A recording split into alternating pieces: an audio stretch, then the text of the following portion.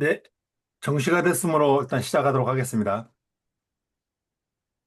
오늘 좀 다룰 주제는 그 델파이의 패키지를 관리하는 방법론들에 대한 것들인데요.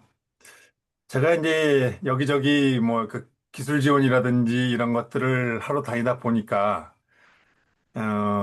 대부분의 이 그 델파이 개발자들이 이 패키지 관리를 그냥 아무 생각 없이 그냥 그 하는 경우들이 많아서 이런 부분들은 좀 정리를 좀 한번 해야 되겠다 싶어서 일단 오늘 시간을 좀 준비를 좀 했습니다. 일단 그 우리가 뭐 그걸 하려고 그러면 일단 이 패키지가 뭔지 거기에 대한 것부터 먼저 좀 알아봐야 되겠죠. 그래서 그 델파이의 이 패키지라고 하는 놈은 델파이에서 사용하는 어떤 이 라이브러리들의 모음들인데, 이 다른 라이브러리들의 모음과는 조금 다르게, 이 델파이 아이디에 등록이 되어서 아이디를 확장을 한다든지, 뭐 이런 기능들도 제공을 하고 있습니다. 그래서 뭐 이거를 이제 그 정확한 말로 풀어보자면, 어떤 특정한 기능들을 수행하는 데 필요한 유닛들을 묶어 놓은 게 패키지이고, 이 패키지는 다시 두 가지 형태로 나눠지게 됩니다. 즉, 이 런타임 패키지라고 하는 것과 디자인 타임 패키지라고 이 두 가지로 이제 나누어지게 되는데, 이 런타임 그 패키지는 실제 프로그램을 개발하는 데 사용되는 기능을 제공하는 것입니다. 즉, 라이브러리와 같은 놈이죠. 근데 델파이의 가장 큰 장점은 이 비주얼한 이 에디터의 기능을 제공을 함으로써 마우스 몇 번 클릭 이런 것으로써 화면의 디자인들을 해내고 거기에 이벤트 핸들러를 달아서 쉽게 이 프로그램을 개발할 수 있다는 것이 가장 큰 것이죠. 그래서 그 디자인 타임 패키지는 그런 것들을 해주는 역을 제공을 합니다.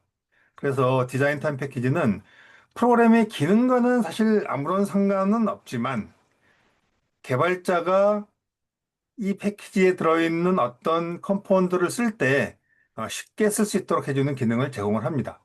그래서 얘를 이제 등록을 하게 되면 우리가 자주 쓰는 이 컴포넌트 팔레트에 새로운 컴포넌트가 보이게 되고 또 해당 컴포넌트를 디자인에 떨군 다음에 어떤 이런 에디터 뷰들을 이제 제공을 하는 거죠. 또 밑에 있는 이런 것들은 일단 넘어가고요. 일단 이 패키지의 구조를 보면 일반적인 프로그램들이면은 여기가 프로그램으로 시작을 하고 딜레를 만드는 놈들은 라이브러리 이렇게 시작을 하는데 패키지는 이렇게 패키지라고 하는 이름으로 시작이 됩니다.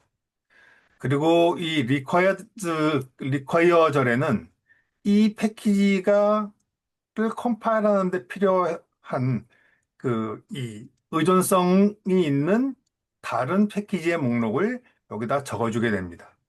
그리고 밑에 있는 이 컨테인스에는 여기에 추가할 이런 어떤 유닛들을 내가 넣을 것인지 이렇게 구성이 되게 됩니다. 뭐 여기에 뭐 여러 가지 뭐 옵션들도 있고 그런 것들이 있지만 기본적으로는 이 패키지를 구성하는 DPK의 구성은 이렇게 생겼다라는 거죠. 그래서 일단 델파이를 한번 이제 띄워 볼 건데요. 어, 제가 델파이를 만들 때 이미 다른 환경들이 있으니까 델파이의 가상 환경을 한번 만들어 보도록 하겠습니다. 파이썬이나 이런 것들을 써보신 분들은 그 VMV로 하는 이 가상 환경에 대해서 잘 아실 텐데요. 델파이도 그런 기능을 제공을 하는데 아시는 분이 많지 않은 것 같습니다.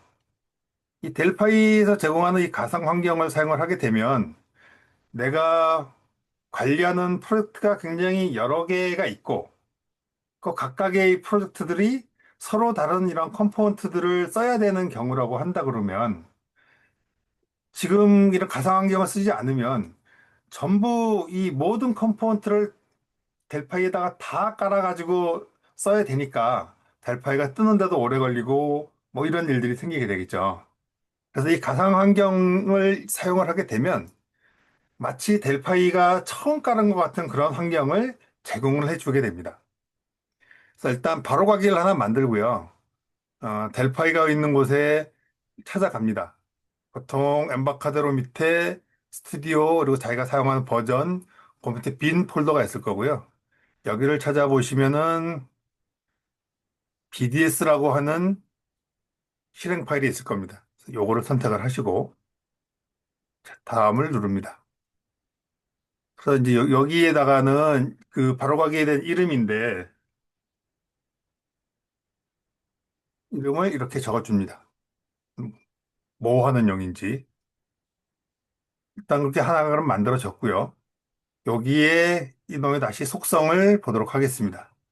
그러면 여기 이 대상이라고 하는 부분들이 나오는데 이 부분에 퍼스널리티는 뭐 델파이만 쓰시는 분들은 상관이 없지만 스튜디오로 쓰시는 분들은 이게 그냥 기본 옵션으로 띄우게 되면 비주얼 C++과 델파이를 같이 쓸 수 있는 스튜디오 환경으로 뜨게 되는데 나는 델파이만 쓸 거야 라고 한다 그러면 마이너스 P 한 다음에 이 퍼스널리티에 델파이라고 적어줍니다.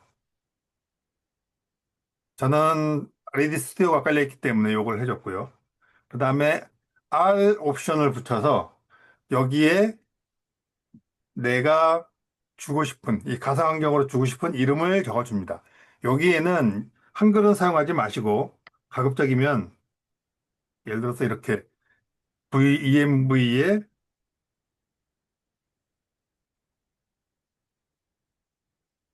세미나라고 일단 주겠습니다. 자, 요 상태가 이제 끝나고 나면 얘를 실행하도록 하겠습니다.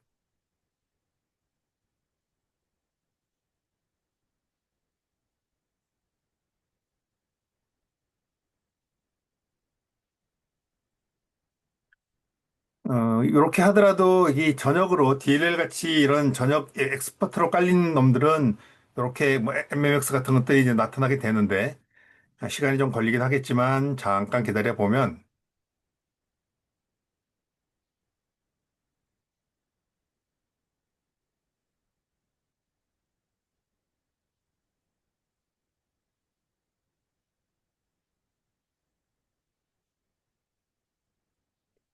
델파이 처음 깔고 나서 처음 실행시키면 이런 화면이 뜨죠.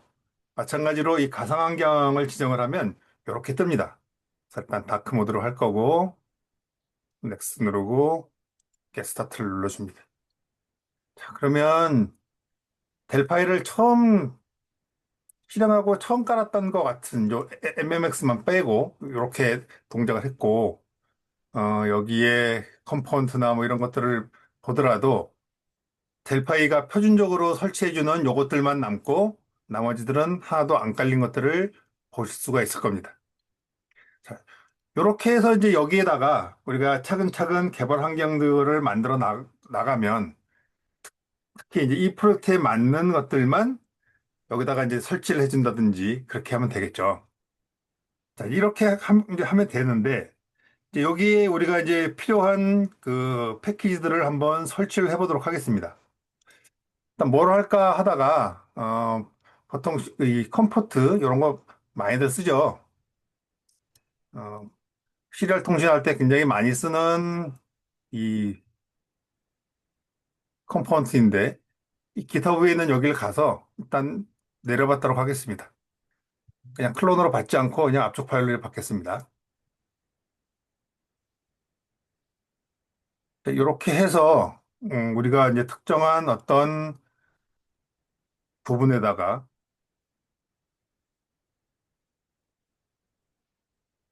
이렇게 하고 보통은 여기다가 이제 압축을 이렇게 풀어주게 되죠.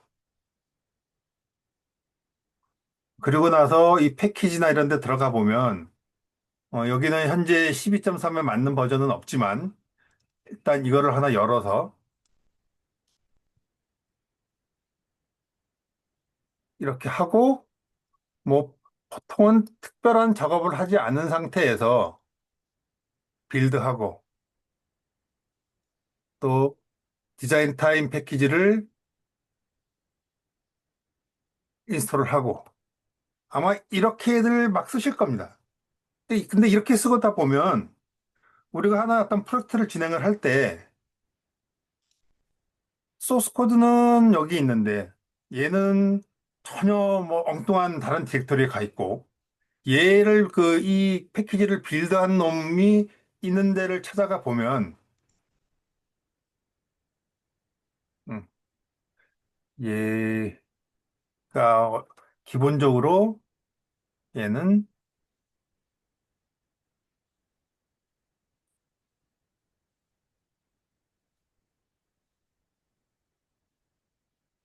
여기가 아니죠. 사용자의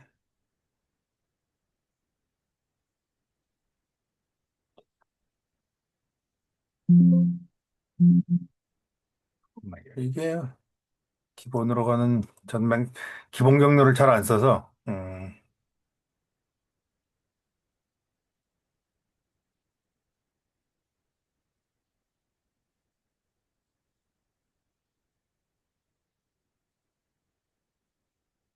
BDS 유저 디렉토리에 거기다가 됐겠죠. 시퍼트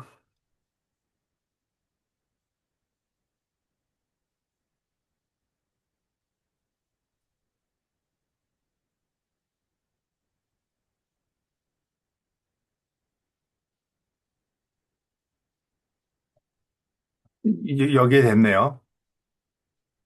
그런 것도 필요 없는 놈들은 딴 다 지우겠습니다. 자, 보통의 이제 우리가 흔히 하는 방법대로 우리가 인터넷에서 이런 특정한 컴포넌트를 이제 구해서 얘를 가져온 다음에 빌드를 하게 되면 아무런 옵션을 주지 않으면 기본적으로 얘는 여기다가 깔게 됩니다.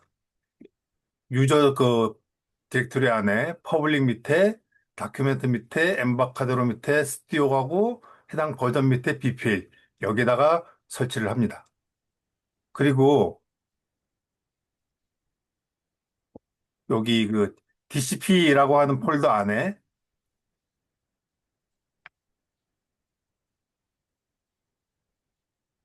여기에 DCP를 만들어 주고요. 그리고 예, 옵션을 보면은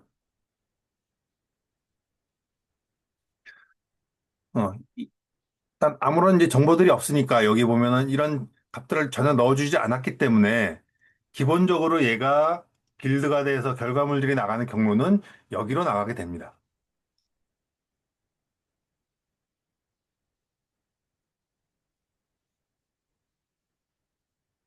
그래요.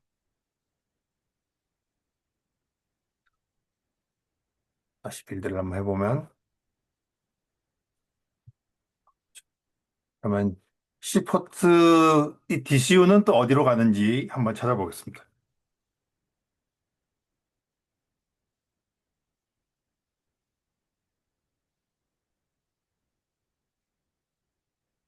네.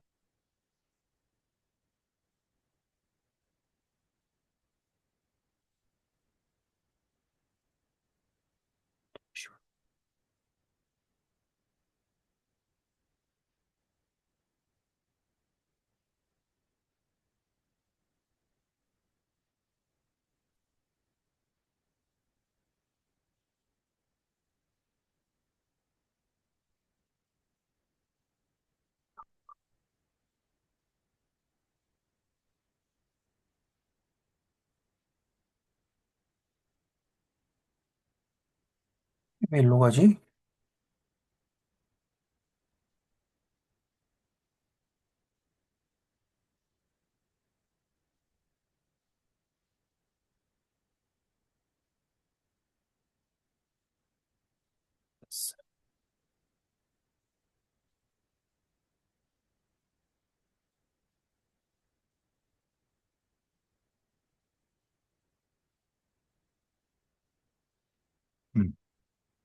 야, 기본적으로는 이 DCU는 여기 보면 이 소스가 있는 경로 안에 여기에 다 생기고요. 그 다음에 이 패키지를 구성하고 있는 요소 중에 DCP는 여기에, 그리고 BPL은 여기에. 이런 식으로 이 똑 하나의 이걸 하기 위한 놈들이 여기저기 막 섞여서 따로따로 다 깔린다는 것, 그 빌드가 생긴다는 거죠. 그래서 얘들을 이렇게 해 놓으면 어떤 문제들이 생기느냐. 이제 자, 여기에서 얘를 이제 인스톨을 시키고 우리가 이제 그 프로그램을 이제 개발하기 위해서 새로운 이런 애플리케이션을 시작을 합니다. 그리고 나서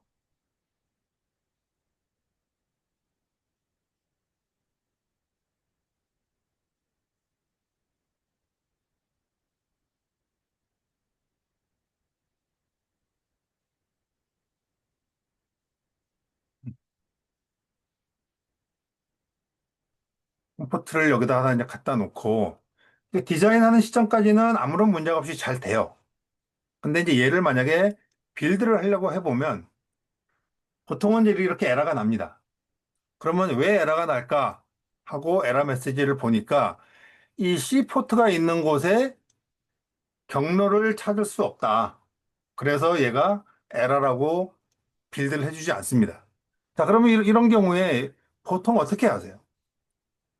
제가 봤던 대부분의 이 케이스들은 여기 와서 랭귀지에 여기 와서 이 라이브러리 패스에다가 이 컴포트가 있는 이 경로를 적어줍니다.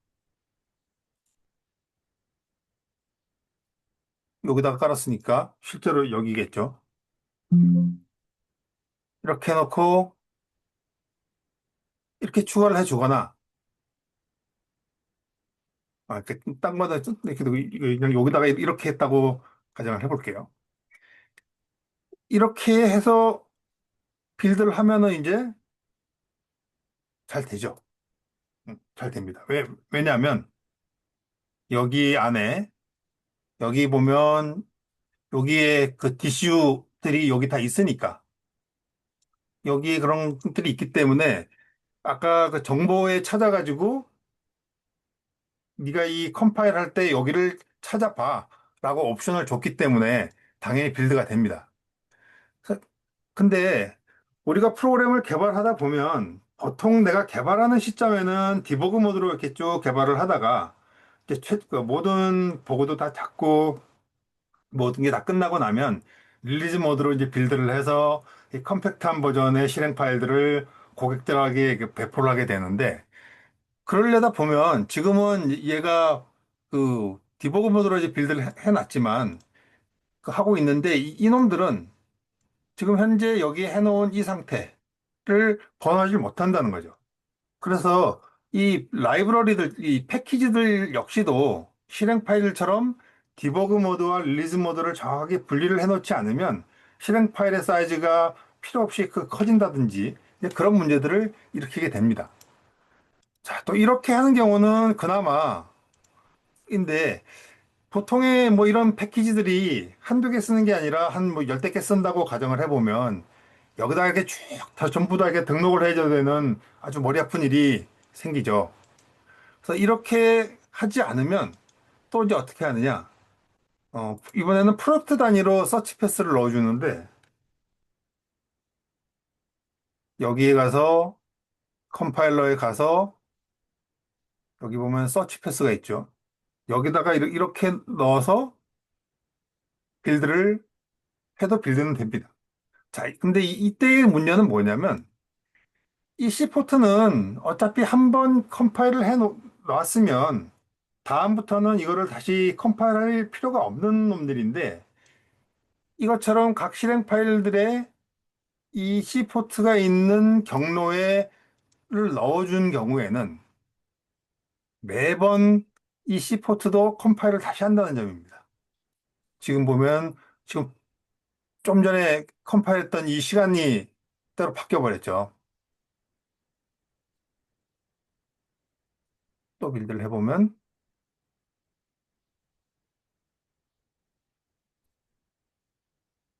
요건 인스트루멘트 빌드가 되는 모양이네요. 전에는 이거 항상 그 빌드가 됐었는데 어쨌든 이런 형태로 우리가 컴포넌트를 관리를 하다 보면 백업을 받는 것도 곤란하기도 하고 그래서 체계적으로 잘 갖춰야 될 필요성이 생기기도 합니다.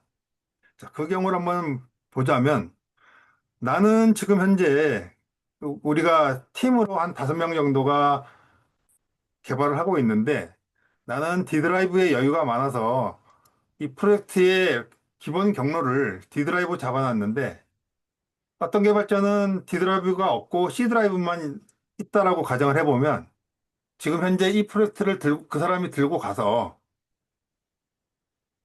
얘를 들고 가서 빌드를 하면 어떻게 될까요?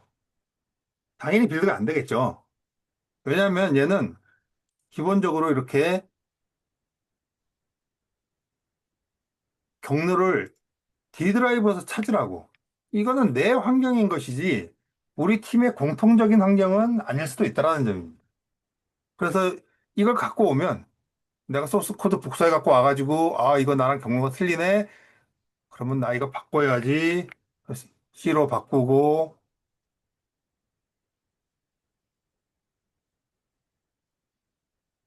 이렇게 꼭 가면서 이렇게 해줘야만 빌드가 되겠죠. 그럼 또 이 사람이 작업한 부분을 내가 또 다시 넘겨받으면은 나는 또 이걸 해야 되고. 그래서 매번 이런 환경의 불일치에서 오는 이유들 때문에 아주 곤란을 많이 겪게 됩니다. 혼자 할 때야 아무런 문제가 없겠지만 팀 단위로 개발을 할 때에는 항상 이런 문제들이 걸리게 됩니다. 그래서 오늘 다루고자 하는 내용이 이럴 때 과연 그럼 우리가 어떻게 해야 될 것이냐를 어, 해결해 보고자 하는 게 오늘 이 세미나의 이제 주제가 되겠습니다. 그래서 일단 얘는 고요. 얘도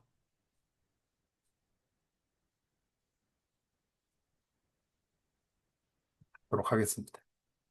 갖고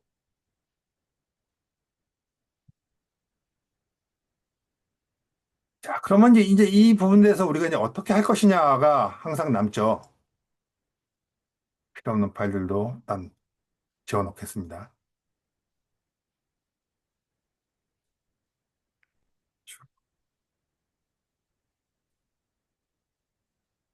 그러면 이제 다시 이제 원래 이제 초기 상태로 이제 되돌려 놨고요. 그래서 일단 이제 여기서 이제 문서를 잠깐 보면서 설명을 좀 드리도록 하겠습니다. 그래서 이럴 때 사용하는 게 우리가 이제 환경 변수라고 하는 거를 쓸 건데요. 이 환경 변수는 말 그대로 이 가상에 어떤 이름을 만들어 놓고 걔가 가리키고 있는 경로는 그 각각 개발자마다 서로 다른 부분들을 가리킬 수도 있겠죠. 하지만 이름, 특정한 이름으로 우리가 만들어 놓고 걔를 바라보면 거기에 붙어 있는 진짜 리얼 네임으로 치환이 되면서 그 이름을 되돌려주게 되는 그런 상태로 쓸 수가 있습니다. 그래서 여기에서 일단 우리가 이 델파이를 위한 이게 아니다. 가상 환경을 좀 만들어 보도록 하겠습니다. 가상이 아니라 가상 그 환경 변수를 일단 툴의 옵션에 가시면은 여기에 이 environment라고 있습니다. 유저 인터페이스 아이디에 가보시면은 여기 environment value라고 하는 것이 있어요. 그래서 여기에 보면은 뭐 여러 가지 정보들이 쭉 있는데 여기서 우리가 해야 될 부분들은 얘는 뭐 필요 없는 놈이고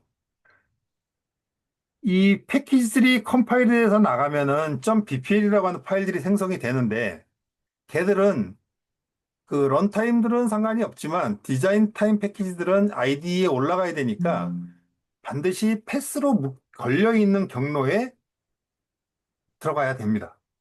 그래서 우리가 패스를 일단 거기서 그 잡아줘야 되는 부분이 발생을 하죠. 근데 이 패스는 아쉽게 이런 가상의 이름, 또 환경 변수로 지정이 안 되기 때문에 얘는 물리적인 이름을 직접 주셔야 됩니다. 그래서 우리가 프로젝트를 구성을 하는 폴더를 어떻게 할 것인지를 일단 봐야 되는데 얘는 얘는 신경 쓰지 마시고 이거는 딱 뭐 답이 있는 상황은 아니지만 저는 일반적으로 이렇게 관리를 합니다. 이 컴포넌트라고 하는 폴더를 만들어서 이 컴포넌트 안에는 뭐 C포트라든가 각종 델파에서 이번 프로젝트에 사용해야 될 모든 패키지들을 여기다가 다 집어넣습니다.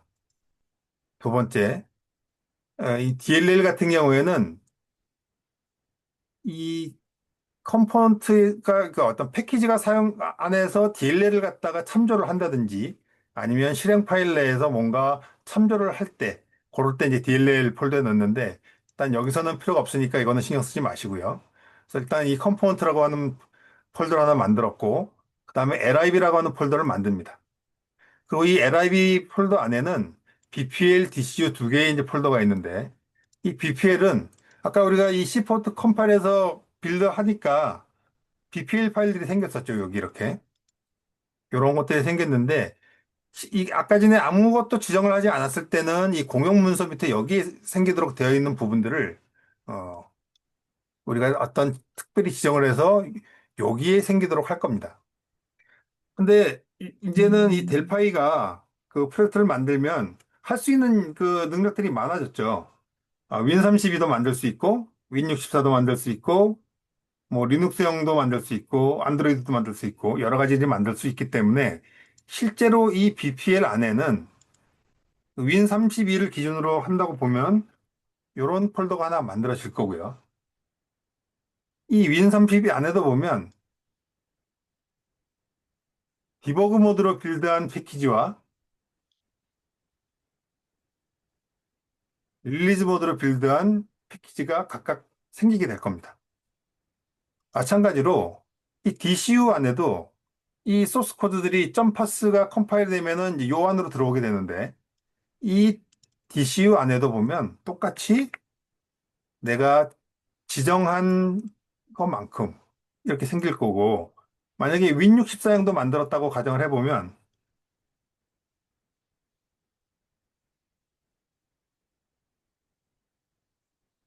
이렇게 윈64도 생기게 될 겁니다. 근데 뭐 이거는 우리가 폴더를 만들지 않더라도 델파이가 자동으로 만들어 줄 거니까 일단은 비어있는 상태로 하겠습니다.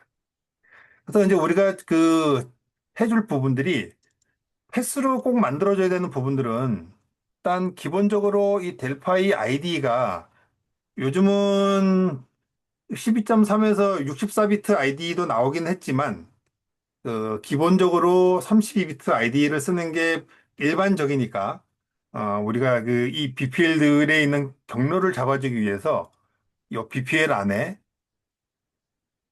윈32 폴더가 생길 거고 그 안에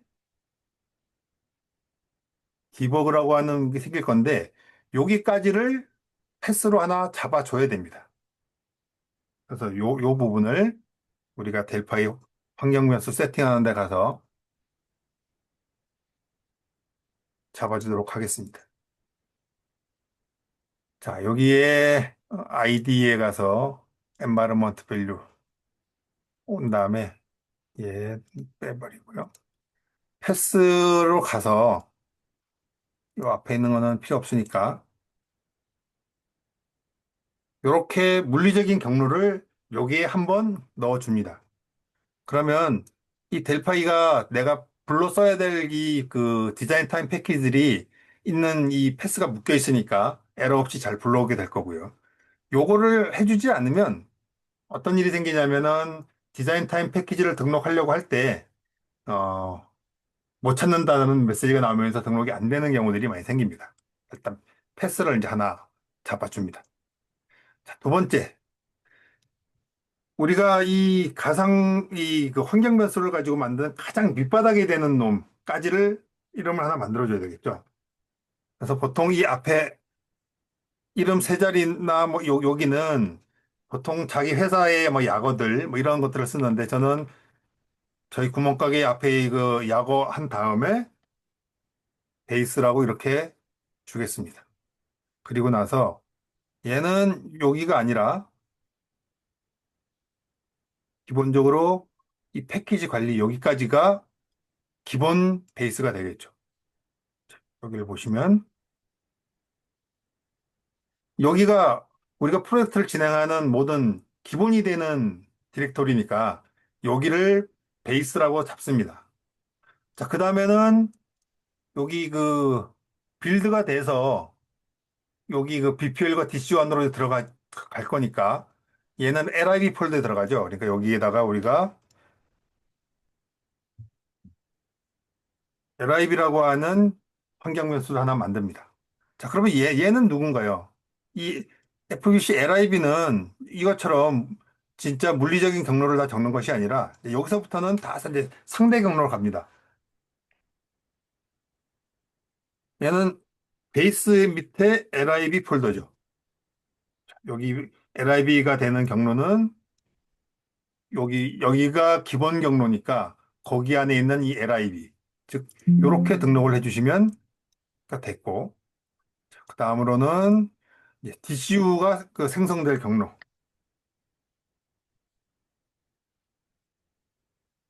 이것도 이런 이름을 만들어 놓고, 얘는 어디서부터 가면 될까요? 얘는 LIB 밑에 생길 거니까, 위에서 이렇게 정해놨던 이 LIB 밑에 이제 갈 건데, 음, 이거는 델파이가 미리 주는 이름입니다. 이 플랫폼이라고 하는 그 가상 그 환경 변수가 하나 있고, 그 밑에 컴퓨터라고 하는 환경 변수가 있습니다. 일단은 이렇게 된다고 그냥 이해를 일단 하시고요. 자, 그 다음에는 BPL이 들어갈 경로를 이름을 줘야 되겠죠. 이거는 똑같이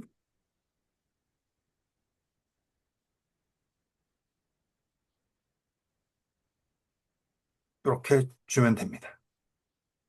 그리고 또 한 가지를 이제 하나 더 만들 건데,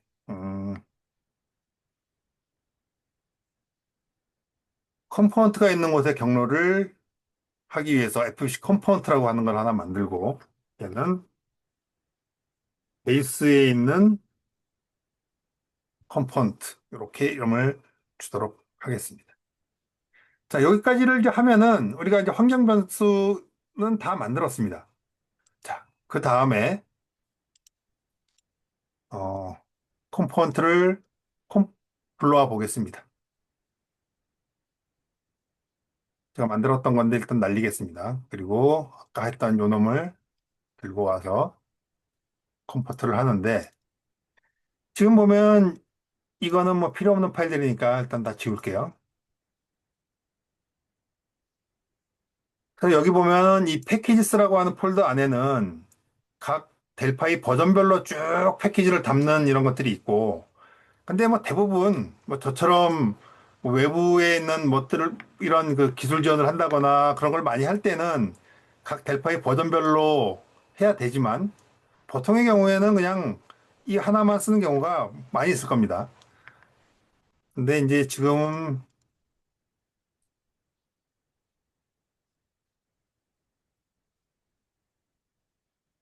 12.3이라고 일단 해보겠습니다. 자, 여기를 해놓고 얘를 가져와 보겠습니다. 이제. 그러면 지금 현재 여기 이름을 보면 C포트하고 밑에 뒤에 R104S 이렇게 붙어 있는데 요 의미들을 좀 한번 좀 봐야 되겠죠. 이 C포트라고 하는 요 놈은 실제 이 양이 패키지의 진짜 이름이고요. 그 뒤에 R은 런타임 패키지라고 하는 것을 의미를 합니다. 뒤에 104는 델파이 버전 104 버전을 10.4를 의미하는 것일 거고 뒤에 이 S는 뭔지 모르겠습니다만 이 친구는 이름을 이렇게 붙였네요. 그리고 여기 밑에 있는 요 놈을 보면 다 똑같은데 여기가 D로 붙어 있죠. 그래서 얘는 디자인 타임이구나. 이렇게 우리가 이해를 할 수 있습니다. 근데 이름이 좀 마음에 안 드니까 일단 저는 요 부분들을 이름을 나중에 좀 바꿔주도록 하겠습니다. 자, 그 다음에 이제 여기 이제 옵션을 한번 불러보겠습니다. 자, 델파이 컴파일러 와 보면 이 타겟이 있는데 일단은 타겟을 릴리즈 디버그 모드가 있는데 이제 all로 가겠습니다. 자, 그럼 여기 보면 DCP 아웃풋 디렉토리라는 게 있죠. 그리고 여기 보면 패키지 아웃풋 디렉토리가 있고 유닛 아웃풋 디렉토리가 있습니다. 그죠? 그 세 가지가 있죠. 아, 제가 아까 전에 여기 하나 설명을 잘못 드린 게 있네요. 여기서는 이거를 줄 필요가 없는데, 여기까지만 줘야 되는데, 제가 설명을 잘못 드렸습니다. 자, 예. 이거 제가 설명을 잘못 드렸으니까 헷갈리지 마시고요. 자, 그래서 여기 이제 옵션으로 이제 들어가 보면, 이제 올 컨피그레이션 해주고, 요 DCP 아웃풋은 아까 우리가 DCP는 만들진 않았지만, 그냥 DCU를 같이 쓰기 위해서 만든 겁니다. 그래서 우리가 가상의 이 환경 변수로 만들었던 이름을 줍니다. 자, 그 다음에 플랫폼을 주고 컨피그를 줍니다. 그래서 얘는 똑같이 준 거를 DCP하고 유닛 아웃풋 같은 치 주고 패키지 아웃풋은 우리가 BPL에다가 넣을 거니까 BPL이라고 이름을 줍니다. 자, 그럼 여기서 이제 우리가 의문이 하나 드는데 여기 있는 이 플랫폼하고 이 컨피그라고 하는 놈은 도대체 뭘까? 이게 뭘까라고 하는 부분들이 보이죠. 근데 이제 자 여기 있는 이 그 프로젝트를 하는 걸 여기를 보면 지금 현재 타겟 플랫폼이 윈 32비트형이고 빌드 컨피그레이션은 디버그죠. 지금 현재 설정된 옵션이 이렇습니다. 그래서 요 상태로 빌드를 하게 되면 이 플랫폼 자리에는 윈 32라고 하는 문자가 꽂히게 되고 이 컨피그 자리에는 디버그라고 하는 문자가 꽂히게 됩니다. 그래서 여기 앞에 있는 이 환경변 쓰고 만들었던 요 놈은 처음에 LIB 그 베이스에서 LIB로 왔고 그 밑에 DCU로 가니까 물리적으로 우리가 처음에 정했던 그 경로에 LIB 밑에 DCU 밑에 생기는데 그 플랫폼에 해당하는 거 그래서 윈32가 생기고 그 밑에 디버그라고 하는 폴더에 요 지정된 파일들이 쭉 생기게 됩니다. 그럼 이렇게 해놓으면 이제 끝났고요. 그 다음에 이 아웃풋 CNC 풀풀을 보면은 처음에 델파이에서 패키지를 생성을 하게 되면 보통 여기 옵션이 이제 켜져 있는데 나는 C++ 빌더도 쓰고 델파이도 다 쓴다라고 하면은 이렇게 하는 것이 맞고 그렇지 않으면 불필요한 파일이 생성이 되는 거니까 델파이 전용이라고 하면은 generate DCU only라고 설정을 해줍니다. 자, 그 다음에 디스크립션으로 와보겠습니다. 일단 런타임 패키지의 디스크립션의 이 이름은 의미가 없습니다. 그래서 뭐 지워도 되고 안 지워도 되는데 저는 보통 지웁니다. 그리고 여기 보면 이 패키지의 종류가 뭔지를 선택하게 돼 있죠. 런타임이냐 아니면 디자인 타임이냐 또는 두 개의 속성을 다 가지고 있느냐. 근데 이 세 번째 이 방법은 절대 추천드리지 않습니다. 그리고 빌드 컨트롤러에 보면은 그 리빌드 에즈 니디드가 있고 익스플리트 리빌드가 있는데 리빌드 에즈 니디드는 얘가 누군가를 만약에 참조하는 놈이 있다고 가정을 해보면 얘는 지금 C 포트라고 하는 놈이 있는데 얘는 그 참조하는 의존성을 찾아보면 얘는 RTL이랑 VCL만 쓰고 있어요. 그래서 얘들은 델페이가 제공하는 표준 패키지들이니까 빌드를 하지 않지만 내가 뭔가 만들었던 이런 패키지를 얘가 쓰고 있다. 그러면 얘로 체크를 해놓으면 얘를 자꾸 빌드를 하려고 듭니다. 그러면 이게 아주 꼬이게 되니까 이 리빌드 니드는 거의 쓰지 않고 이렇게 익스플리트 리빌드로 항상 지정을 합니다.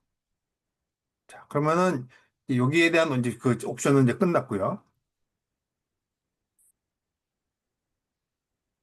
그리고 이제 여기서 보면은 음,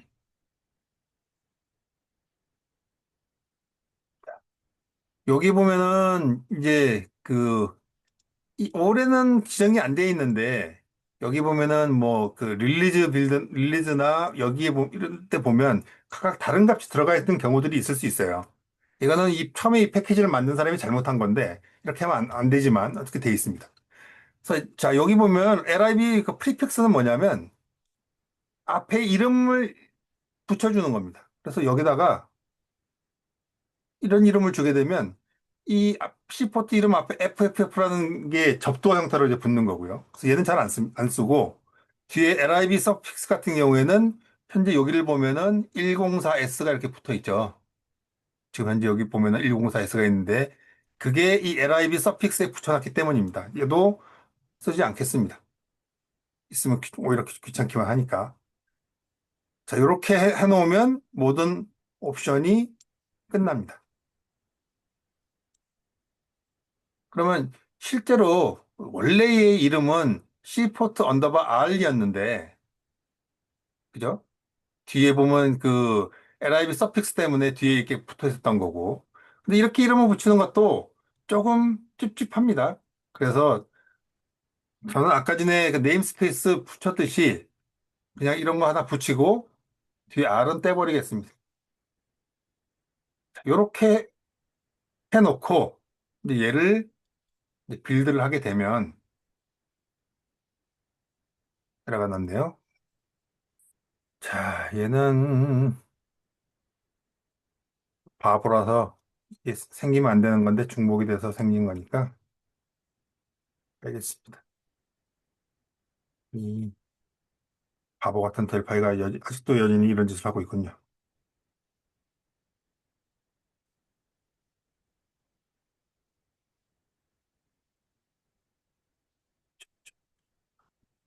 아유,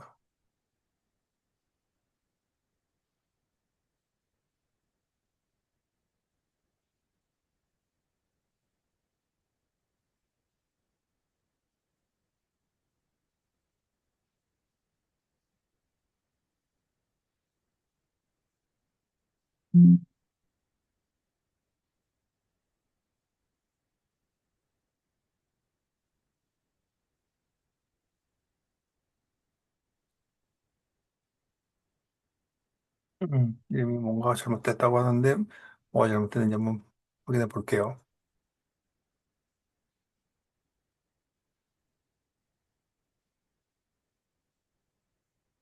환경 변수 만든 게 뭔가 이름이 잘못된 것 같습니다.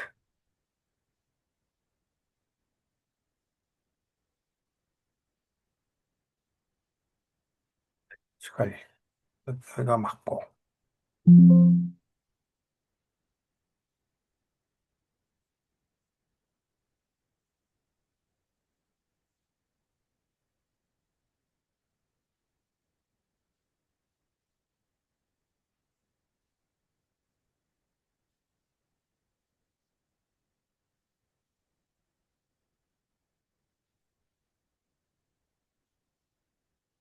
릴렛,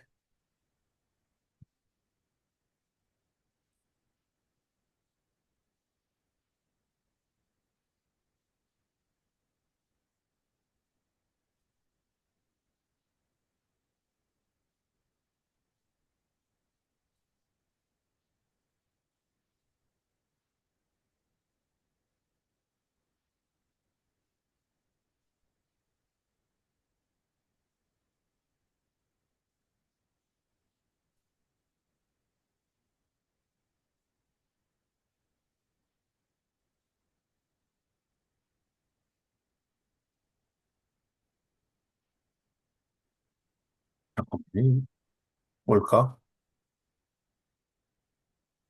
늘 하는 건데 갑자기 안 되니까 당황스럽네요. 아, 제가 점으로 했나요?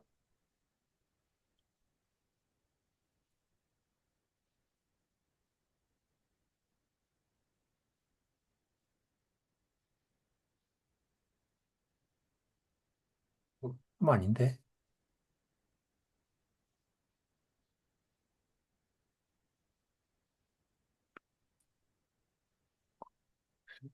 근데.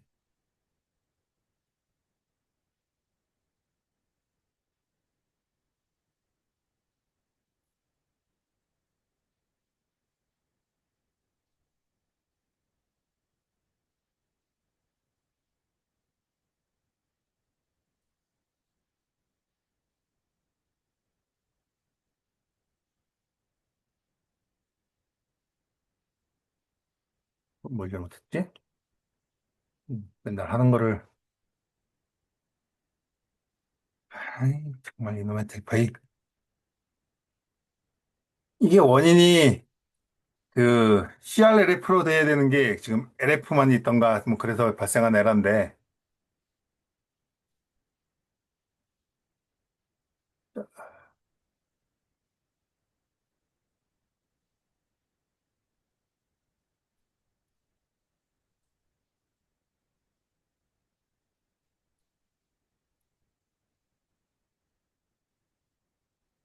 늘 똑같이 하는,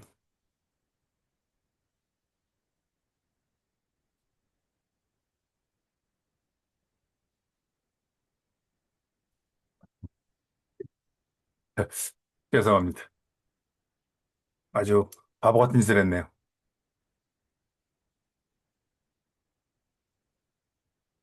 얘는 이걸 붙이는 게 아닌데, 제가 딴 생각을 하다가, 얘는 이 황염무스 이름은 풀이할 때만 쓰고 여기에 붙이는 게 아닙니다. 문서에도 다 만들어 놓고, 어머, 뻘짓을 했네요.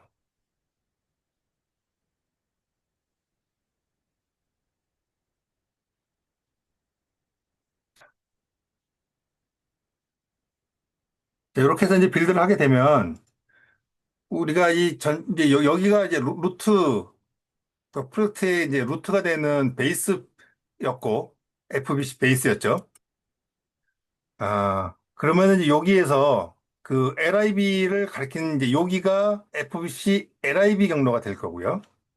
DCU는 FB 베이스, LIB 밑에 DCU가 여기를 DCU라고 폴더를 했으니까, 그 다음에 이제 여기 윈32가 생겼죠. 자, 여기 보면은 현재 타겟 플랫폼이 윈32니까, 여기 윈32 폴더가 생겼고, 그 다음에 빌드 컨피그레이션이 디버그로 되어 있으니까 여기 보면 디버그가 이렇게 생겼습니다. 자, 만약에 여기를 우리가 이 디버그는 보통 개발할 때 쓰지만, 어, 실제 고객에게 배포하는 용도로 할 때에는 릴리즈 모드로 빌드를 해야 됩니다. 릴리즈 모드로 이제 빌드를 해주면 여기 보면 이제 릴리즈 폴더가 생기고 이 릴리즈 안에 각각들이 생겼죠. 자, 여기 보면 이게 릴리즈용 DCP는 168K이고요. 디보그용 DCP를 보면은 177K이고 차이가 좀 나죠. 시포트 같은 경우도 115K이고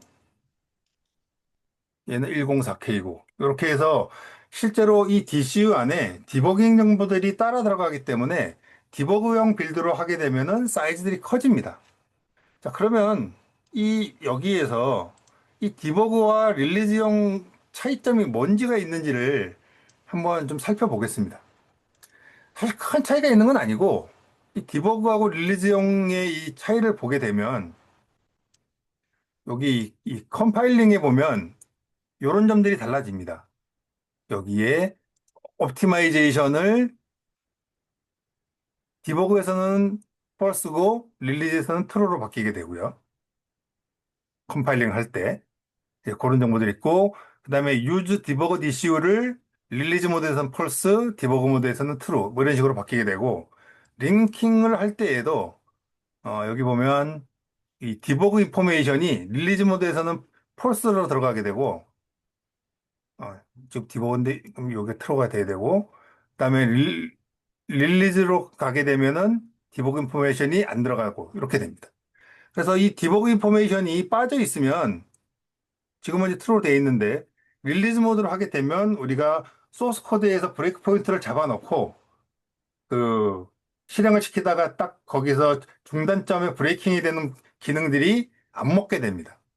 그래서 이런 차이점들이 있다라는 것들이고요. 자, 그러면 요 이제 디자인 타임에서 와 보면 이 디자인 타임은 사실 이 릴리즈 모드가 필요가 없습니다. 그리고 이 타겟 플랫폼 역시도 윈32 아이디를 쓰고 있다 그러면 윈32만 있으면 되죠. 그래서 보통 남겨놓은 경우들이 되게 많은데 필요 없으니까 지웁니다. 그리고 얘도 이름을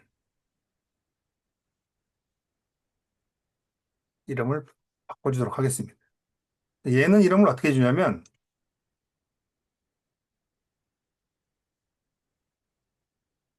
이거는 제가 주는 방법이니까 꼭 이렇게 하셔야 된다는 건 아니지만, 저는 이렇게 줍니다. 그래서 그러니까 런타임 패키지 이름 뒤에 점 디자인이라고 하는 것만 더 붙여주는 거죠. 자, 이 상태에서 얘도 한번 보겠습니다.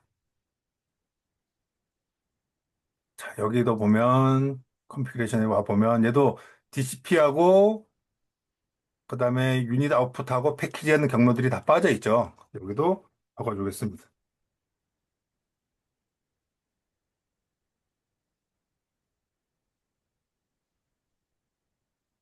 똑같이 얘도 해주고, 얘도 해주고. 얘도 그때 DC 올린지 확인을 해보시고, 디스크립션으로 가면, 여기는 이제 유저 옵션에 보면 얘는 디자인 타임 올리고, 익스플리트 리빌드로 합니다. 그리고 여기에 디스크립션에 보면 이름을 주게 되는데, 이 이름이 보통 이렇게 그 앞에 어떤 접두어가 없으면 막 뒤섞여서 나타나게 되니까 여기도 앞에 이렇게 해서 접두어를 하나 이렇게 붙여주시는 것이 내가 관리하고 있는 놈들의 목록을 일괄적으로 쭉 나오니까 보기가 좋게 됩니다. 그리고 여기 보면 저기 라이브러리 서픽스에도 뭔가 있을 것 같은데요. 그렇죠. 여기 104 있는데 이것도 지워줍니다. 자, 그러면 얘는 이렇게 이름이 바뀌었고 이제 얘 오른쪽 버튼을 눌러서 어, 뷰 소스로 가봅니다. 뷰 소스로 가보면, 이-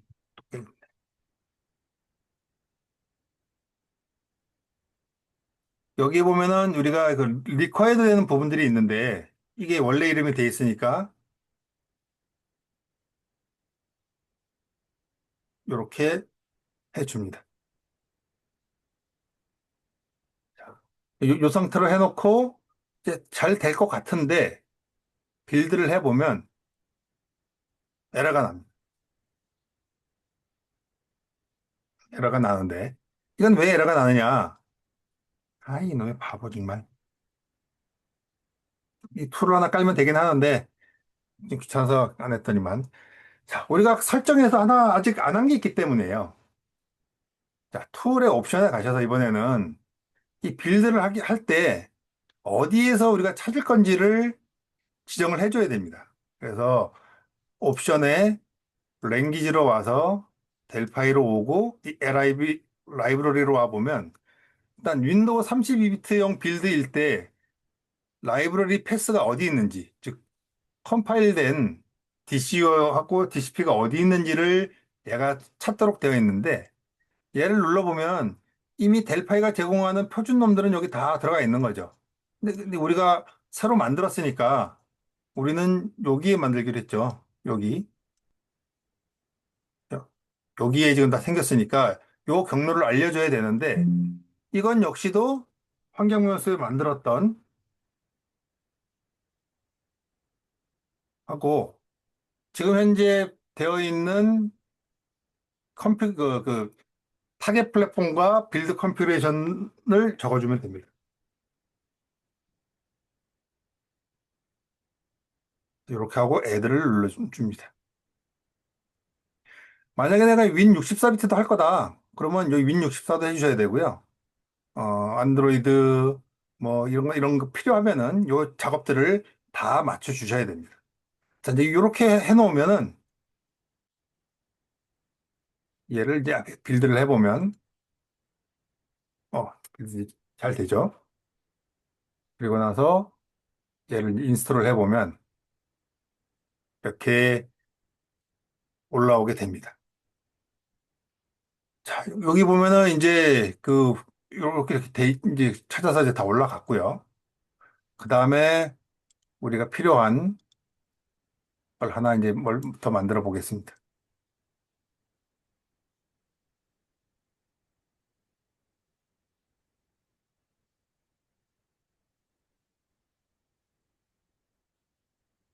이걸 놓고 이제 빌드를 해보려고 하면 또 에러가 납니다. 그죠? 왜 에러가 나는지를 한번 보겠습니다.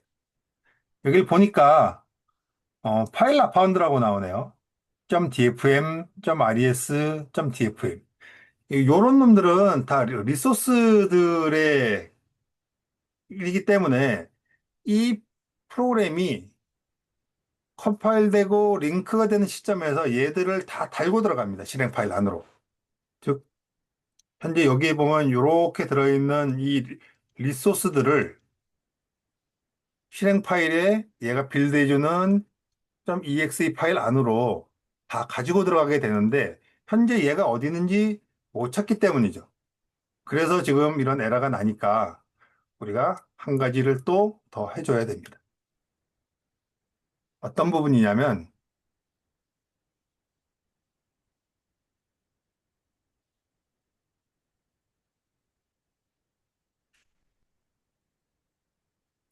아니야. 글로 왔어. 응?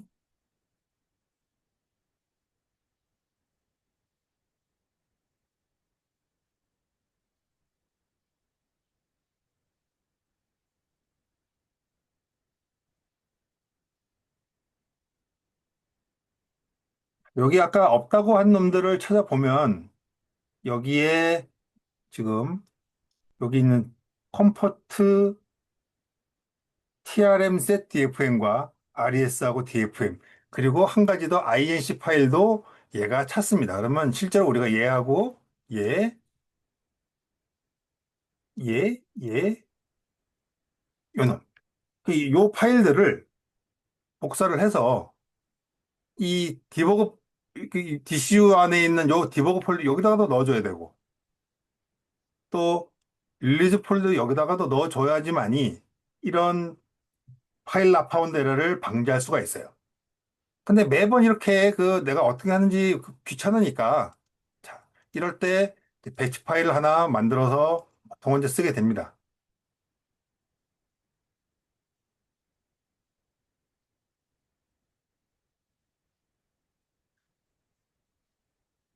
음, 이런 배수 하나 제가 만들었는데요. 여기다가 갖다 놓겠습니다. 그래서 이놈의 를 보면 요렇게 얘는 지금 윈 32만 지금 하고 있는데 이 현재 여기 소스 안에 있는 파일들 중에서 어, RES, DFM 그리고 INC 파일을 여기는 이제 다 상대적으로 내려가니까 여기 밑에 여기 밑에 있는 LIB에 DCU에 각각 이렇게 복사를 해줘라 라고 된 배치 파일입니다. 그래서 얘를 그냥 실행을 시켜주시면 됩니다. 좀 번거롭지만 이렇게 하면은 지금 밑에 있는 건 윈364가 없어서 그런 거니까 이렇게 해주고 나서 자, 그 다음에는 빌드를 하게 되면 자, 정상적으로 잘 빌드가 됩니다. 그럼 우리가 이제 보면 이 프로젝트 파일을 이제 저장을 해야 되겠죠, 그죠? 그래서 얘는 저장을 할 때 우리가 기본적으로 여기다가 하기로 했으니까 루트가 되는 경로에 여기에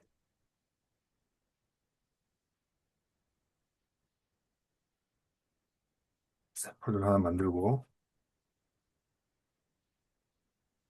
얘가 뭐 일단 뭐 메인이라고 한다 그러면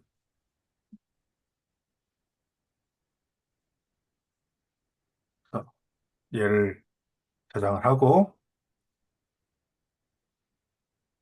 CL4 테스트 하는 거라고 벽네임을 주고 이렇게 만들고 그 다음에 얘에 보면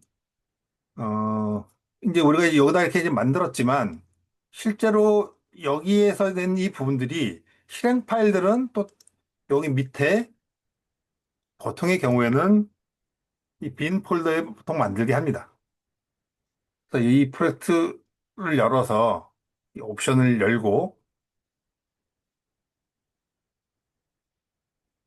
컴파일러에 와 보시면 여기에 보면 이 아웃풋 디렉터리가 있죠. 그래서 여기를 보통은 빈 밑으로 가라고 해놓고 그 유닛 뭐 요거는 내비두시고 이렇게 빌드를 하게 되면 여기 빈 폴더 안에 여기에 등록이 되는 거죠.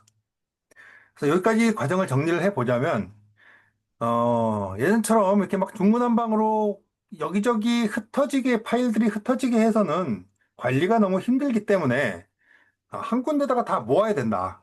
그래서 한 군데다 다 모아야 되는데 이 모으는 이 기본적인 이 디렉토리의 경로가 개발자마다 서로 상의할 수 있다.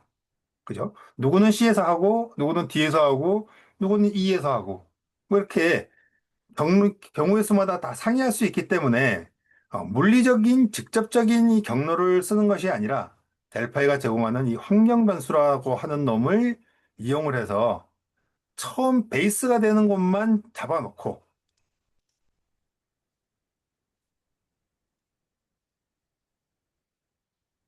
여기가 되는 이 베이스 부분만 잡아놓고 나머지는 거기로부터 다 상대 경로로 쭉 나가면 되니까 내가 똑같은 나는 C 드라이브에 있는 요걸 하고 싶어 라고 한다고 그러면 요 디렉토리 통째로 싹 복사해서 C에다 넣은 다음에 요 패스하고 이 베이스만 잡아주면은 나머지는 하나도 건드릴 거 없이 다 깔끔하게 정리가 된다는 거죠.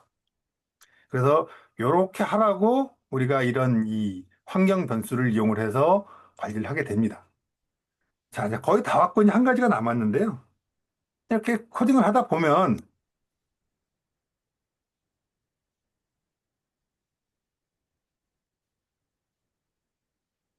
우리가 이 유닛 안에 뭐가 들어있는지가 이제 궁금하잖아요. 만약에 여기에 버튼을 한 개 더 놓을게요. 그래서 버튼을 이렇게 놓고 여기 가서 이게 컨트롤 버튼을 누른 상태에서 마우스를 가져가게 되면은 파란색 밑줄이 생기는데 걔를 클릭을 하면 이 버튼이 정의되어 있는 유닛들이 자동으로 이렇게 탁 열립니다. 그래서 아주 쉽게 얘를 따라갈 수 있는데 여기 컴포트를 눌러볼까요? 얘는 안 열립니다. 그죠? 그리고 여기 보면은 시스템 클래스에 어떻게 생겼는지 알기 위해서 여기에 막 커서를 갖다 놓고 컨트롤 엔터를 누르면 해당되는 유닛이 이렇게 탁 열립니다. 근데 요 C 포트에다 갖다 놓고 엔터를 치면 어디 있는지를 얘가 못 찾아서 오픈 다이얼로그가 뜨죠. 그래서 요 문제를 아마 이제 하나 더 이제 픽스를 한번 해보겠습니다. 자, 툴의 옵션에 가서 이 아까 전에 랭귀지의 델파이 라이브러리로 갑니다. 자, 윈32가 이렇게 있고 쭉 옵션에 보면 이 브라우징 패스라고 하는 것이 있어요. 브라우징 패스. 이 브라우징 패스가 뭐냐면 조금 전처럼 여기서 컨트롤 클릭이나 컨트롤 엔터를 가지고 어떤 특정한 유닛을 열 때 어디에 있는지를 찾을 수 있는 길들을 미리 등록을 해 놓는 건데 델파이의 표준들은 여기에 이미 다 이렇게 등록이 되어 있기 때문에 찾아지는 겁니다. 그럼 우리도 여기다 등록하면 되겠죠. 그래서 그걸 하려고 우리가 아까 만들어 놨던 환경변수 이름이 이거의 컴포넌트였죠. 그 다음에 이렇게 등록을 해주시면 됩니다. 실제로 이 컴포트 패키지의 소스는 여기 들어있으니까. 그래서 이렇게 가져가야 된다. 그래서 이렇게 등록해주면 얘는 근데 컴포넌트 개수만큼 쭉 등록을 해줘야 됩니다. 그래서 요것도 상당히 그 환경변수로 만든 이유는 요것도 다 사용자들마다 개별적으로 다 다를 수 있기 때문에 그래서 요렇게 요것도 그 환경 변수로 해놓은 거죠. 그래서 요걸 그렇게 해서 애들을 눌러주고 OK를 눌러줍니다. 자, 여기 됐으니까 이제 여기 C포트를 이게 안 되네. 컨트롤 클릭은 안 되나 보네요. 이게 옛날에 됐던 기억인데. 음, 컨트롤 클릭은 안 되고 어쨌든 이 컨트롤 엔터를 눌렀을 때에는 아까 전에는 이거를 못 찾아서 어디에 있는지를 물어보는 다이얼로그가 떴었는데 지금은 이렇게 정확한 위치를 찾아서 얘가 이렇게 찾아줍니다. 그러니까 예전보다 한결 하기가 쉬워졌죠. 그래서 이 그 프로그램을 사용할 때 하는 요 이제 부분까지 해서 우리가 이 환경 변수들을 쭉 만들고 그 다음에 설정해줘야 되는 이 각각의 위치에다가 다 달아주는 이런 부분들을 다 했습니다. 자, 이제 하다 보니까 무슨 그 이유가 있어서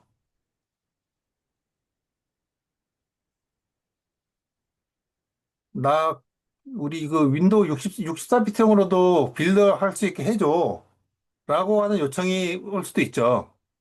그러면 이 프로그램들을 64비트로 빌드하기 전에 일단 패키지들부터 64비트로 해줘야 됩니다. 그래서 이제 여기 타겟 플랫폼에서 마우스 오른쪽을 눌러보시면 애드 플랫폼이라는 게 나오고요. 이제 여기서 보면 이제 이 윈64들을 선택을 해주면 됩니다. 근데 이 윈64는 두 개가 있어요. 그 윈64가 있고 윈64 모던이 있는데 델파에서는 뭘로 하든지 상관없습니다. 그래서 델파에는 일반적으로 그냥 윈64로 그냥 보통 하게 되고요. 근데 C++ 빌더에서 그 같이 쓸 수 있도록 C++ 빌더 64비트용으로 하기 위해서는 여기서 이걸로 하면 안 되고 얘로 해주셔야 됩니다. 여기 뭐 델파이니까 64로 하겠습니다. 자, 그러면 여기도 이렇게 얘를 더블 클릭을 해주면 진하게 색깔이 된 게 현재 선택되어 있는 타겟 플랫폼이고 여기 이름이 바뀌었죠. 그래서 이 상태에서 디버그도 빌드를 해주고 릴리즈 모드도 빌드를 해주겠습니다.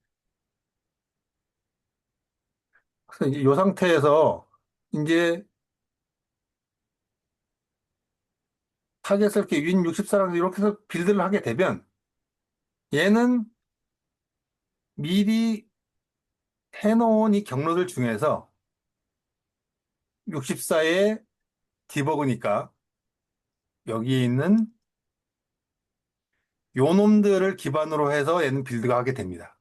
릴리즈 모드를 하게 되면 여기 있는 놈을 찾아가는 거죠.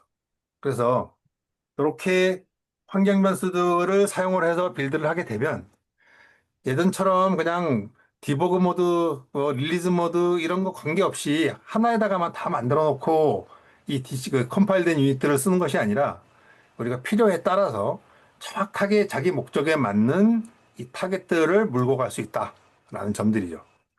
아까 여기도 보면은 이제 그 64로 해놓고 빌드하면 에러 날 겁니다. 왜냐면 아까 전에 있었던 다 이제 그 문제들이죠. 그래서 그 발생하는 이슈들이니까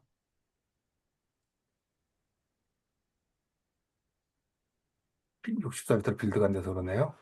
자, 여기 또 에러가 날 겁니다.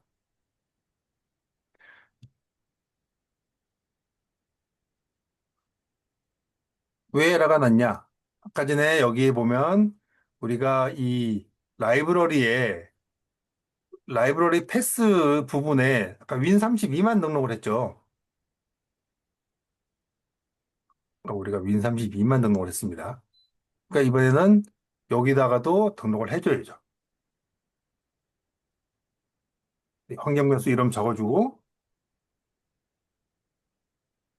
현재 있는 거 이렇게 등록을 해주게 되면 얘도 끝났습니다. 뭐 얘는 뭐 그 브라우징 패스는 사실 여기서는 할 필요는 뭐 별로 없고요. 왜냐하면 윈32나 윈64나 똑같은 걸 바라보고 있으니까. 그래서 빌드를 하면 오류의 양상이 조금 바뀌었죠.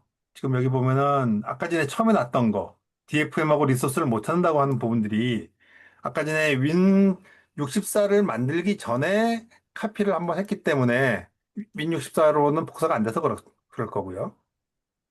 그러면은 이제 보면 이렇게 윈 32 디버그 릴리즈 64 디버그 릴리즈로 다 복사가 잘 됐습니다. 그래서 이제 이 상태에서 다시 빌드를 하게 되면 네.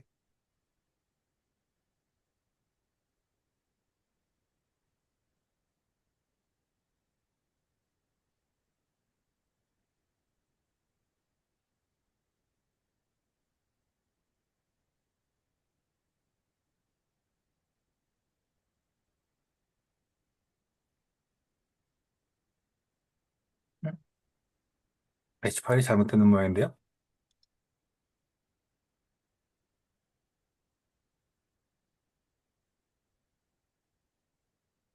자, 왔는데?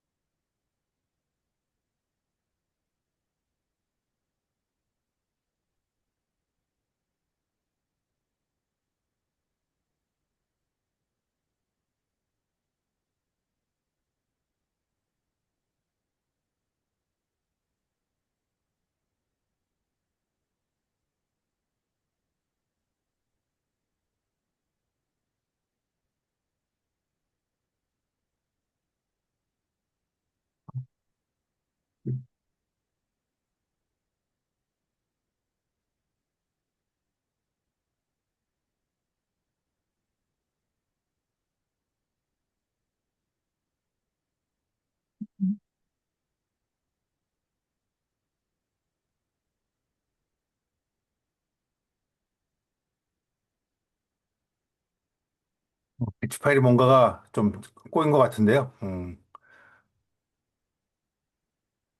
어쨌든, 예, 그렇게 작업을 진행을 한다. 그래서 이 작업들을 한 다음에 우리가 수동으로 한 가지 해줘야 되는 부분들이, 어, 여기 컴포넌트 이 소스에 있는 것들 중에서 이 컴포넌트가 있으면 이 안에 이 소스들 중에서 이 DFM하고 RES, INC 파일을 DCU 폴더로 복사를 해줘야 된다라는 점들입니다. 이제 거의 다 왔는데 이제 마지막 이제 한 가지만 더 하고 넘어가겠습니다. 자, 여기를 이제 보면 우리가 이렇게 그 런타임과 디자인 타임을 애써서 다 구분을 해놨는데 자, 여기를 보면 지금 여기 보면 시포트 어바웃 점 파스, 시포트 REG 파스 뭐 드링이 있죠. 지금 여기 보면 시포트 어바웃 같은 경우에는 이렇게 폼들을 가지고 있는 놈이니까 얘는 보면은 요 놈인데 얘는 기본적으로 우리가 작업을 하다 보면 아까 우리가 그 DCU로 복사할 때 DFM을 무조건 카피한다고 그랬으니까 얘도 필요 없는 놈들이 카피가 되는 경우들이 왕왕 생기죠. 그래서 이 소스의 부분들도 뭐 이 정도로 철저하게 하시는 분들도 있고 안 하시는 분들이 있는데 저는 개인적인 성향으로는 이 부분들도 정확하게 다 이렇게 분리를 합니다. 그래서 이게 보면은 디자인 타임에서 사용하는 소스가 어바웃하고 REG하고 두 개니까 요 놈을 떼다가 디자인이라고 하는 폴더를 만들고 여기다가 넣어줍니다. 그리고 디자인 타임 패키지에 가서 보면 여기가 소스인 이렇게 바꿔주는 거죠. 그래서 요 작업까지를 해주게 되면은 이제 우리가 이 소스 코드를 볼 때에도 여기는 진짜 이 프로그램을 구현하는 데 필요한 기능, 그 프로그램에서 필요한 기능들을 구현해주는 코드들만 여기 있는 거고 이 뒷부분에 있는 요 놈들은 이 패키지를 델파이 아이디에다가 올려서 동작하게 하는 뭐 그런 코드들이 따로 있는 겁니다. 여기 보면 뭐 이런 에디터류들 뭐 이런 것들이 있는데 똑같이 여기 보자면 이런 기능들을 이제 제공하는 거죠. 여기에서 뭐 포트 세팅. 그래서 지금 현재 이런 창이 뜨는 거. 이런 것들이 다 그 디자인 타임에만 필요한 것들이고 런타임에는 필요하지 않은 것들이니까 요런 기능들이 있는 부분들까지는 절대로 런타임에 넣을 필요는 없다. 넣어서는 안 된다라는 점이죠. 그래서 요렇게 다 분리를 해 놓는 데까지가 최종인데, 이렇게 상용으로 판매하는 이 제품들도 이 원칙들을 지키지 않은 경우들이 대단히 많습니다. 예를 들어 데브 익스프레스 같은 경우에도 뭐 걔들은 뭐 제품의 특성상 그럴 수 있겠지만 다 이 폴더 단위로 이렇게 다 쪼개져 있거든요. 제가 원래 설치를 하면은 데브 익스프레스 같은 경우에는 이런 식으로 이거 아닌가 보다. 보기 쉬운 말이구나. 이런 식으로 막 이렇게 엄청나게 많은 이 폴더들로 이렇게 깔리게 되는데, 게다가 또 얘들은 그 설치 프로그램을 줘서 얘들이 설치를 하게 되면은 기본적으로 얘들이 설치를 프로그램 파일스 밑에 대브 익스프레스 여기다가 뭐 깔아주기도 하고, 그래서 저는 이런 것들을 참지 못해서 다 정리를 해서 제가 만들어 놓은 이 그 관리해주는 통합 이 디렉토리 안에, 그 안에다가 다 따로 꽤 긴 시간을 들여서 정리를 해서 코드들을 이렇게 다 모으고 디자인 타임 소스를 이렇게 다 분리하고 이런 식으로 저는 이렇게 하고 있는데, 모두가 다 이렇게 할 필요까지는 없을 것도 같지만, 가급적이면 이렇게 정리를 하는 것이, 이제는 무슨 일이 있다 그러면 저는 요 폴더 한 개만 백업을 해 놓으면 그냥 그걸로 끝입니다. 여기저기 흩어져 있는 게 아니라 제가 작업에 필요한 모든 놈들은 요 폴더 하나에 다 들어가 있기 때문에 그냥 여기 이것만 들고 가면 모든 게 이제 끝난다는 거죠. 그래서 얘는 깃에서 관리하기도 편하고 뭐 이런 그 여러 가지 케이스들. 만약에 다 따로따로 돼 있다면 여기 있는 거 깃에서 내려받고 뭐 또 프로그램 팔스에 가서 뭘 해야 되는데 거기는 또 이 관리자 권한이 있어야 되고 이런 여러 가지 이제 문제들이 막 발생을 하게 되겠죠. 그래서 가급적이면 서드 파티들도 그 제공해주는 그대로 쓰지 마시고 웬만하면 이렇게 내가 관리하고자 하는 전체 요 상황에 맞춰서 하시면 된다라는 점들입니다.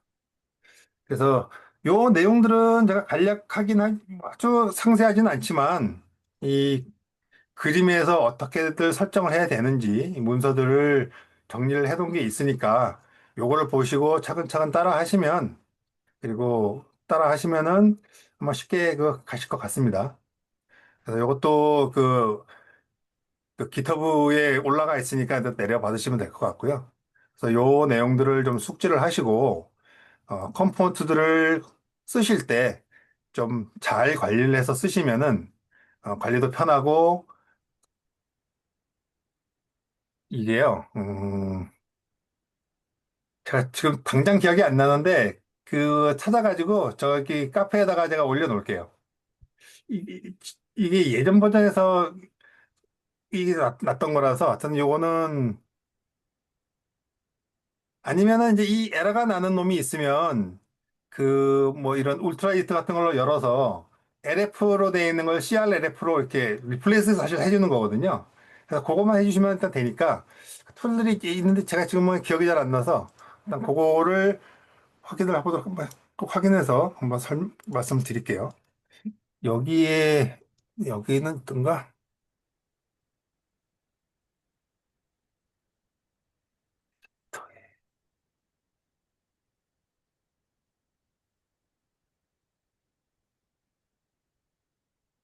음, 아, 그리고 델파이 최근 버전들을 쓰시는 분들은 그 기본적으로 이 디폴트 파일 인코딩을 안 싫어하지 마시고 일단 UTF-8로 하시는 게 좋습니다. 그렇게 하셔야 그, 더, 여기 있네요. 여기 보면은 이 옵션에 에디터에 라인 엔딩이 있을 건데요.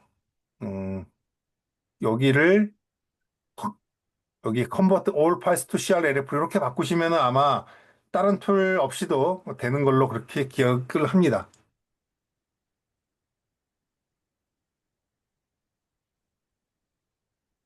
걸어가기요. 이게 뭐 이거는 제가 아마 카페도 예전에 한번 그 팁을 한번 올려놨을 거예요. 제가 그때 올려놨던 걸로 기억이 나는데,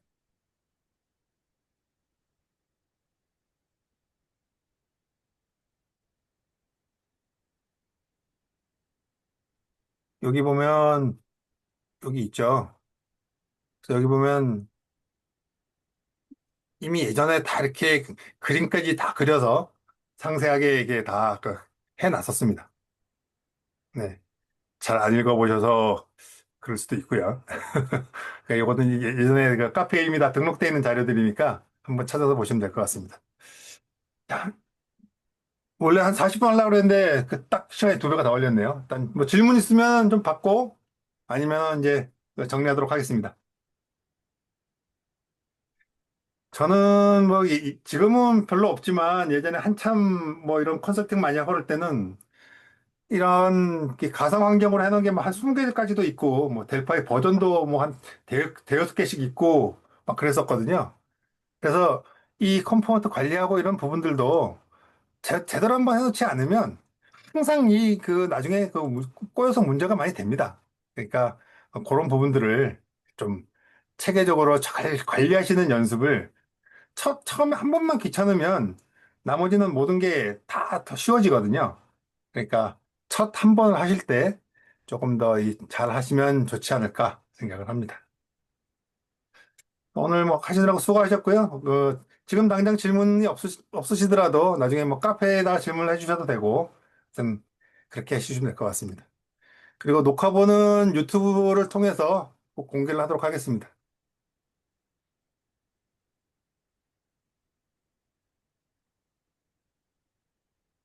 자, 그러면 마치도록 하겠습니다. 수고하셨습니다.